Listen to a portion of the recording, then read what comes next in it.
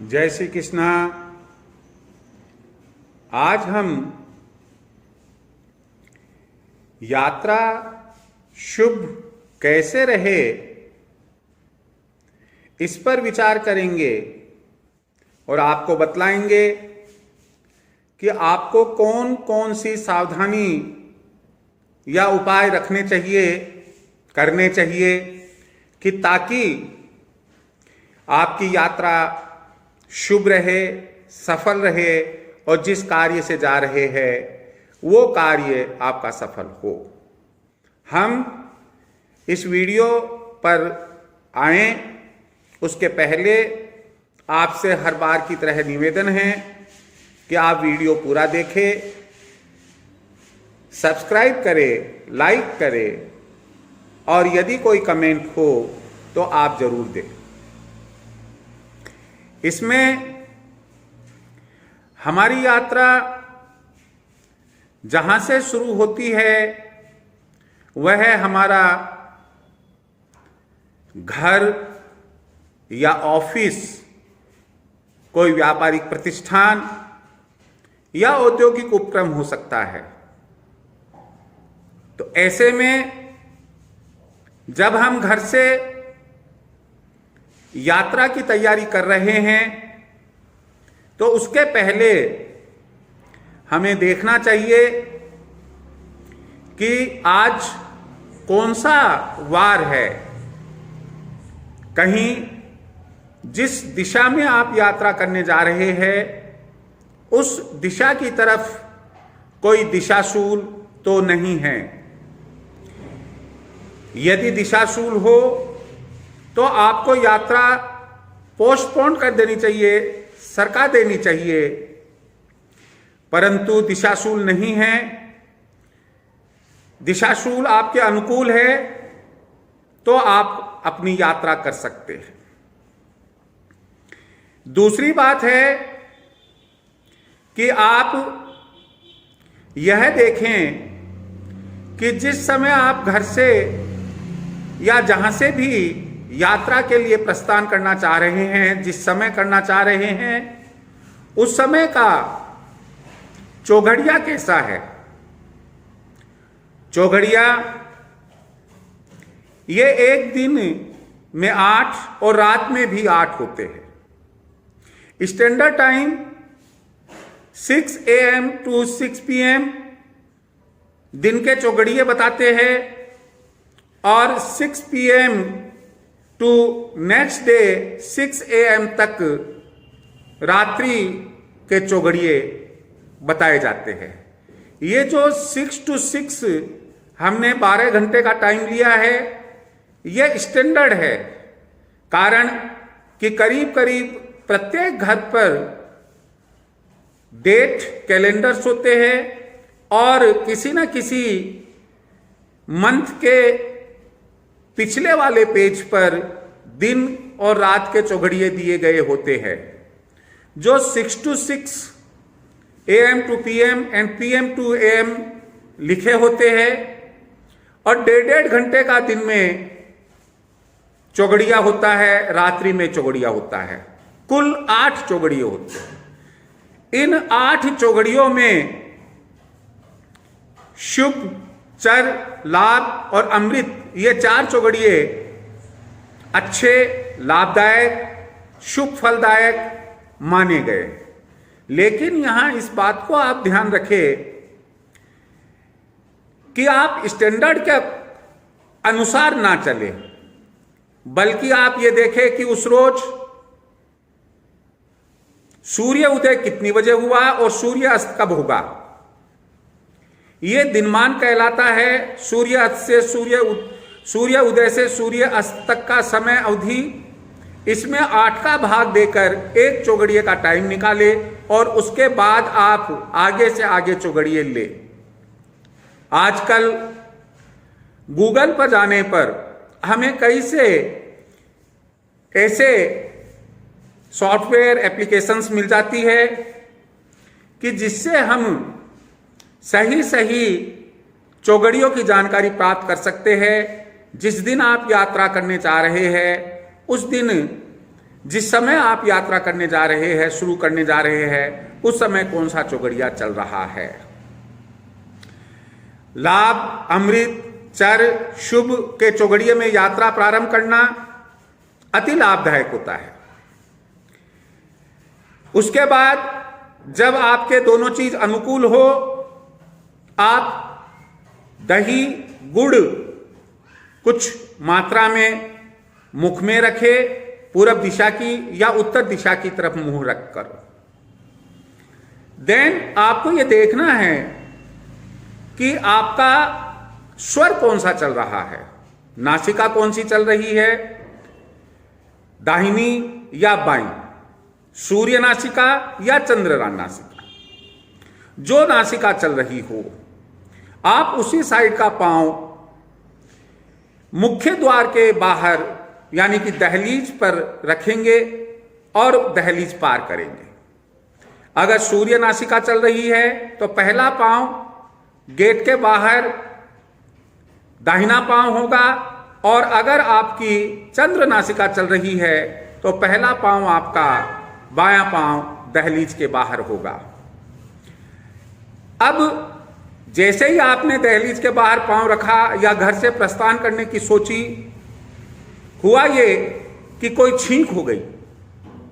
हर छींक बुरी हो ऐसा नहीं है। कई छींक हमारे कार्य की सफलता और यात्रा की सफलता का द्योतक होती है। छींक कब शुभ और कब अशुभ होती है, इसके लिए तो हम एक अलग से वीडियो जारी करेंगे। यहां इतना ध्यान रखना है कि पीछे की छींक अच्छी होती है, सामने की छींक अशुभ होती है। पूरब दिशा से आने वाली छींक अच्छी होती है, उत्तर दिशा से आने वाली छींक अच्छी होती है, बाकी दो दिशाओं से होने वाली छींक अच्छी नहीं होती है। लगातार दो छींक होना वह भी अच्छा माना जाता है। मान लो कि कोई अशुभ छींक हुई तो उस स्थिति में आपको अपने जूते खोल देने चाहिए, चप्पल खोल देनी चाहिए। कुछ मिनट के लिए आप जल ग्रहण करें, आप कोई अपने इष्ट देवता का मंत्र बोले। सामान्यतया हम राय देते हैं कि हमें 3 बार गायत्री मंत्र का जप करना चाहिए, और यदि आप अन्य किसी धर्म के हैं, जैसे जैन धर्म के हैं, तो महामंत्र नवकार मंत्र माना गया है। आप नवकार मंत्र का 3 बार जाप करें और उसके बाद पुनः चप्पल पहने और अपनी यात्रा के लिए प्रस्थान करें। जैसे ही दहलीज पार की आपने, उसके बाद अब शुभ शकुन कौन सा होगा। यदि कोई सुहागन औरत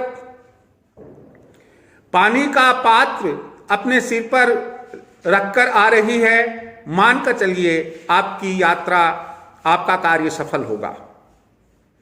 यदि आप किसी हरी सब्जी वाले को पाते हैं कि सामने से हरी सब्जी वाला आ रहा है, तो आप मानकर चलिए कि आपकी यात्रा सफल होगी, कार्य सफल होगा। यदि आप पाते हैं कि सामने गाय है, तो आप उसे दाहिने लेकर जाइए। आप पाते हैं कि कोई सूअर, जिसे कि बुरा माना जाता है, यदि लथपथ कीचड़ में है और वो दिखाई देता है आपको, तो मानकर चलिए कि आपकी यात्रा और कार्य दोनों ही शुभ होंगे। लेकिन यदि आपको लकड़ियां सामने से आती हुई दिखाई दे रही है, यात्रा अशुभ रहेगी। नंगे सिर यदि आप किसी ब्राह्मण को, किसी पंडित को देखते हैं, पाते हैं, आपकी यात्रा अशुभ होगी। यदि कोई अभागन औरत सामने से आ रही है, आपकी यात्रा अशुभ होगी। यदि कोई स्वर्णकार व्यक्ति सामने से आ रहा है, तब भी यात्रा अच्छी नहीं मानी जाती है। आप यात्रा प्रारंभ करते समय यह शकुन अवश्य देखें। अब आपकी यात्रा, जैसे ही आप जिस वाहन से जा रहे हैं, आप अपनी यात्रा प्रारंभ करते हैं, उस समय आपको कुछ मंत्र भी बोलने चाहिए।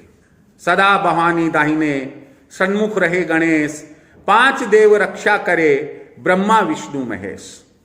और यदि आपको कोई रक्षा सूत्र का कोई मंत्र याद है तो आपको वह भी बोलना चाहिए। उससे आपकी रक्षा होती है, आपके वाहन की रक्षा होती है, वाहन में जितने लोग बैठे हुए हैं उन सब की रक्षा होती है। आपने यात्रा प्रारंभ की, यात्रा पर निकल गए। यात्रा करते समय आपको यदि कोई नेवला आपका रास्ता काटता दिखाई दे रहा है तो उसे रास्ता काटने दीजिएगा। यह एक शुभ संकेत है। यहां मैं एक और बात आपको बहुत रहस्यपूर्ण बताने जा रहा हूं, और वो यह है कि नेवला जब रास्ता काटता है तो आपको अपना वाहन रोकना चाहिए। आप नेवले के पंजे की कुछ धूल रज ले और उसका ताबीज जैसा बना ले, अपने पूजा कक्ष में पूजा करे, धन लक्ष्मी की वर्षा होगी आपके घर में। आप आगे बढ़ते हैं, आप ये पाते हैं कि कोई गाय अपने बछड़े को दूध पिला रही है। यह शुभ संकेत है। आपको एक और यहां पर पुनः मैं बात बताना चाहूंगा, और वो यह है कि ऐसी स्थिति में भी आप गाड़ी रोके और गाय के खुर की और बछड़े के खुर की रज ले उसके ताबीज बनाए। एक पूजा कक्ष में रखे, पूजा की ताक में रखे, एक तिजोरी में रखे और एक अपने पास पर्स में रखे। कभी भी धन दौलत की आपके पास में कोई कमी नहीं रहेगी। मैं आपको शुभ और अशुभ यात्रा में एक महत्वपूर्ण बात और बता रहा हूं, वो यह है कि यात्रा प्रारंभ करने के पूर्व आप दूध कदापि ना पिए, और यात्रा के दौरान भी आप दूध कदापि ना पिए। दूध पीकर रवाना होना और रास्ते में दूध पीना दोनों ही यात्रा व जिस कार्य के लिए हम जा रहे हैं उनके प्रतिकूल माना जाता है। यहां एक चीज आपको और बताता हूं। आप जा रहे हैं, कहीं आपको नदी नाला दिखाई देता है बहता हुआ, आप एक खोटा सिक्का का मतलब आप जो आजकल चलन में नहीं है, या आपकी जेब में 1 रुपया 2 रुपये का 5 रुपये का कोई भी सिक्का है, आप वाहन में जितने आपके सदस्य बैठे हुए हैं उन सब के ऊपर से उंवार कर 7 बार 11 बार 21 बार और उनके हाथ स्पर्श कराकर आप गाड़ी रोककर उस नदी नाले में फेंक दे।